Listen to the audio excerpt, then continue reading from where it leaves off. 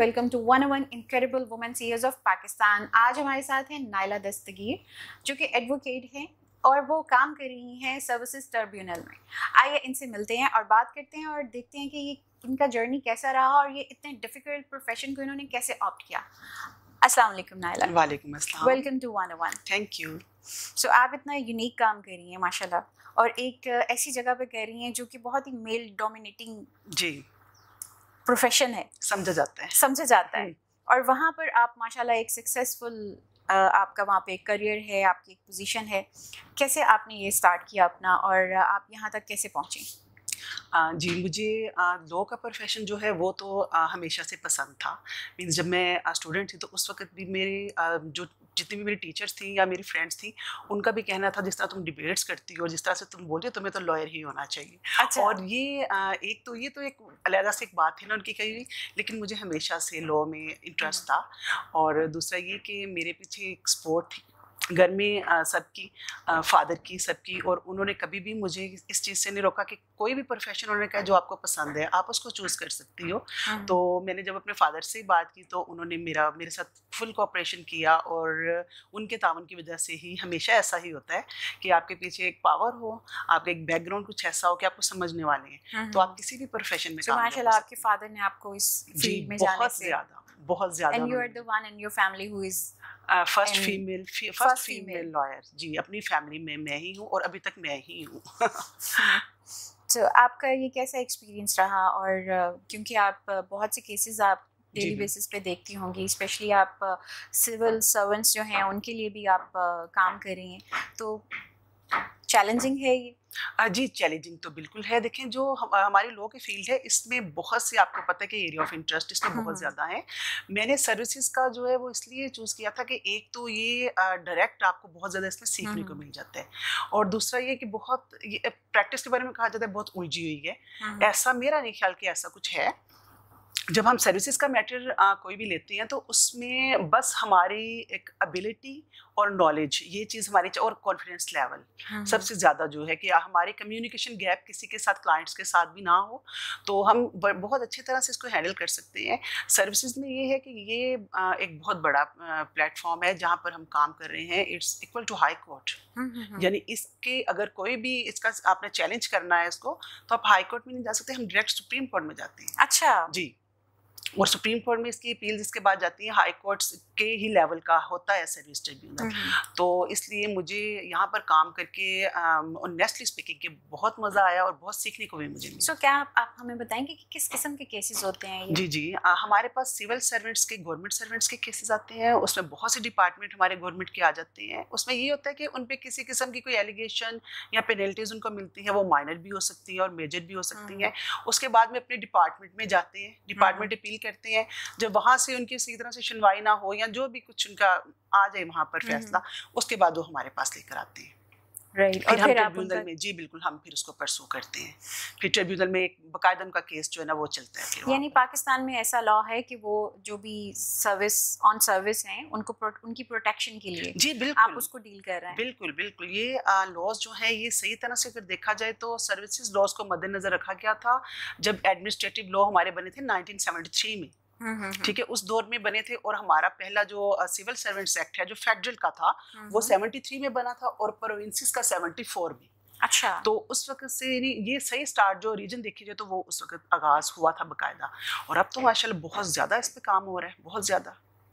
तो अब हमारे पास भी ऐसा है कि केसेस आते हैं, मुख्तलिफ किस्म के आते हैं, तो उनको हम डील करते हैं। और अब बल्कि फ़ीमेल पहले इसमें कम थी, अब कोशिश कर रही है कि वो इसमें भी आए।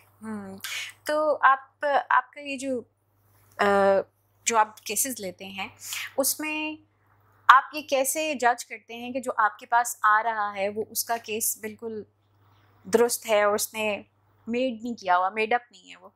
अच्छा, केसेस जो है वो हमेशा से इस तरह से आते हैं कि कुछ तो डिपार्टमेंट की उनका पर्सनल ग्रेज, कोई ज़ाती इनाद ले लें, कुछ भी ले लें कि यहाँ उनका कोई रॉन्ग फैसला या कोई मेरिट पे एक मुलाजिम को नहीं किया, दूसरे को कर दिया। इसके अलावा ये तब हम जो फ्रैंकली स्पीकिंग बिल्कुल कि अपना भी कहीं जगह पर नेग्लिजेंस होती है, मिसकंडक्ट होता है। केसेस को जब हम पढ़ते हैं तो हमें पता चल जाता है फ़ौरन कि यहाँ पर ये महकमे की तरफ से कोई हाँ, किसी या किस्म का ऐसे ही हाँ, खुद से या बना कोई रहे इनकी अपनी वो ग्रजेस केस ना में। बिल्कुल, बिल्कुल ये हमें फ़ौरी से पता चल जाता है, लेकिन क्लाइंट को हमने सैटिस्फाई फिर भी करना होता है। एक अच्छे वकील का काम है क्लाइंट को सैटिस्फाई करना, लेकिन बहुत उलझे हुए ऐसे केसेस जो करप्शन के हों, वो उसमें तो फिर नहीं, हमें नहीं हाथ भी नहीं डालना चाहिए। तो आपका सबसे ज्यादा जो चैलेंजिंग केस था वो कौन सा था?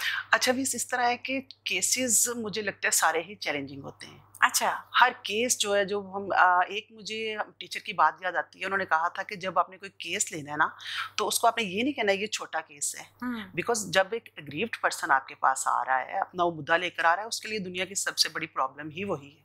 तो केस कोई छोटा नहीं होता, सारे बड़े होते हैं और सारे चैलेंजिंग होते हैं। लेकिन मेरे ख्याल में जो मेरा फर्स्ट केस था, जो मैंने पहला पकड़ा था, वो मेरे लिए चैलेंजिंग था और मेरे ये था कि मैंने इसको विन कर लेबर कोर्ट्स। अच्छा, वो लेबर कोर्ट है? जी, वो लेबर कोर्ट्स होती हैं।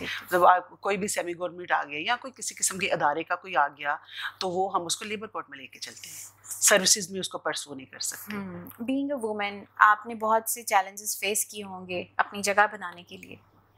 अच्छा, ये हमेशा से मुझे जब हम स्टूडेंट थे उस वक्त भी कहा जाता था कि ये मेल डोमिनेटेड प्रोफेशन है, लेकिन बिलीव मी कि डे फर्स्ट से मैंने इस चीज़ को बिल्कुल रॉन्ग साबित किया है कि इसलिए कि जब आप एक जैसे कि मैंने पहले भी डिस्कस किया, आप सीधे तरीके से जा रहे हो, अपने रास्ता बनाते हुए खुद जा रहे हो बगैर डर खौफ के इस फील्ड में आने के लिए, एक तो आपको बोल्डनेस भी ज़रूरी है और दलेरी होना बहुत ज़रूरी है।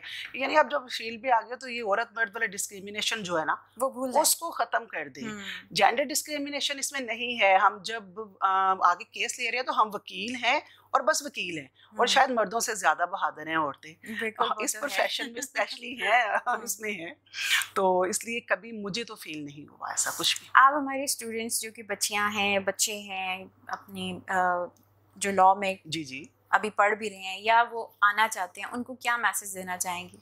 मैं उनको ये मैसेज दूंगी कि पहले की निस्बत अब ख़वातीन के लिए बहुत ज़्यादा इसमें ग्राउंड्स बना दी गई हैं। अब लास्ट दिनों में मैं एक चीज़ का हवाला देना चाहूँगी। अलहम्ब्रा में हमारा हुआ था 100 ईयर्स फ़ोटो एग्ज़िबिशन, जो कि सिर्फ जो फीमेल थी ना, उनकी फ़ोटो एग्ज़िबिशन थी कि जिन्होंने 100 ईयर्स में लीगल प्रोफेशन में अपनी सर्विसेज दी हैं, वो बेशक लॉयर्स हैं या जज हैं, और वो इतनी कामयाब हुई है वो एग्जीबिशन। और ऐसी ख़वातीन के बारे में मैंने उससे पढ़ा है कि मैंने तो बहुत प्राउड फील किया कि मैं इस प्रोफेशन में हूँ, और इस चीज़ से हमारे अंदर एक कॉन्फिडेंस लेवल मज़ीद इन्हेंस होता है। तो वो उसको बल्कि इंटरनेशनल जो तौर पर पसंद किया गया। तो उसके बाद से ये कि बल्कि मैंने बताया बहुत सी अपनी जानने वाली बच्चियों को भी कि आप उसको जाकर ज़रूर देखें, आपके लिए इंस्पिरेशन भी है। तो आने वाली बच्चियों के लिए यही मैसेज है कि आपने जो भी करना है वो आप लगन के साथ एक सीधे रास्ते पे चलते हुए अपने लिए रास्ता बनाते हुए आप आएँ। तो इस प्रोफेशन में भी कुछ मुश्किल नहीं है, बस आप टू द पॉइंट रहें, अपने जो इज़्ज़त नफ्स है उसको समझें। आप ये समझें कि हम किस सोसाइटी से हमारा ताल्लुक है, इन सब चीज़ों को ज़हन में रखें। कुछ भी मुश्किल अपना रास्ता सीधा रखें और बस अल्लाह ताला के भरोसे करते जाएं काम।